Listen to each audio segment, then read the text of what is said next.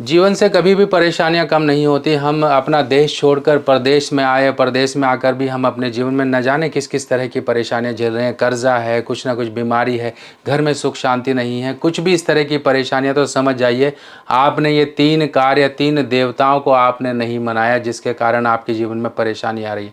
आप थोड़ा सोचिए कि आपके घर में हवन कब हुआ, आपके घर में शुद्धिकरण कब हुआ। हो गया 2-4 साल पहले, कभी करवाया था पर समय नहीं है। परिस्थितियाँ और नेगेटिविटी तो यही चाहती है कि आपके घर में कभी शुद्धिकरण, कभी हवन, न कभी इस तरह के शुभ कार्य हो ना। और यही परिस्थितियों को दूर भगाने के लिए आपको 3 देवताओं की सहायता लेनी है। पहली है ग्राम देवता।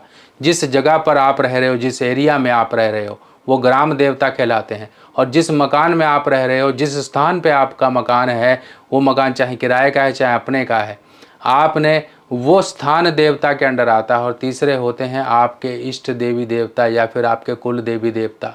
जिनको आप नहीं पूजोगे तो आपकी परेशानियां कभी कम ना होंगी। तो इन परेशानियों को दूर करने के लिए आपको अपने घर में आपको एक छोटा सा हवन करना है। ये 5 मिनट में होने वाला हवन है। इस तरह से नवग्रह की समिधाएं आपके लिए तैयार की गई हैं मिट्टी के इस तरह से बेस में, और आपके लिए समिधाओं को इस तरह से डाला गया है।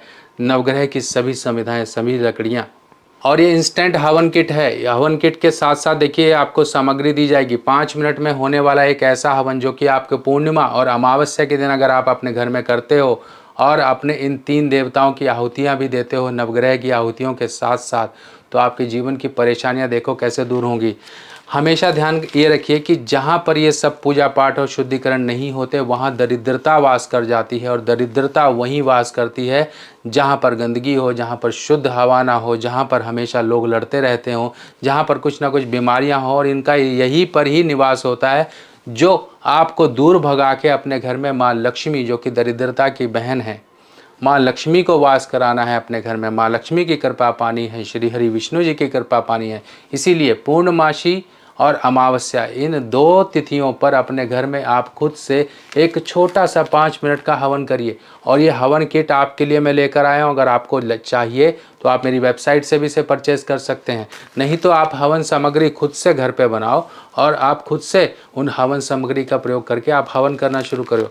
हवन करने के बाद इस मिट्टी के बेस को भी आप इस्तेमाल कर सकते हो। मिट्टी का बेस जो है आप पक्षियों के लिए जल भरकर किसी वृक्ष के नीचे रख सकते हो, और जो उसमें से राख निकलेगी वो राख को आप किसी पेड़ के नीचे डाल सकते हो या फिर अपनी क्यारी में डाल सकते हो। तो सोचिए, किसी चीज़ को वेस्ट भी नहीं होने दिया और आपका हवन भी हो जाएगा, आपके ऊपर कृपा भी बनी रहेगी, आपकी जो 3 गलतियां हो रही हैं वो भी दूर हो जाएंगी।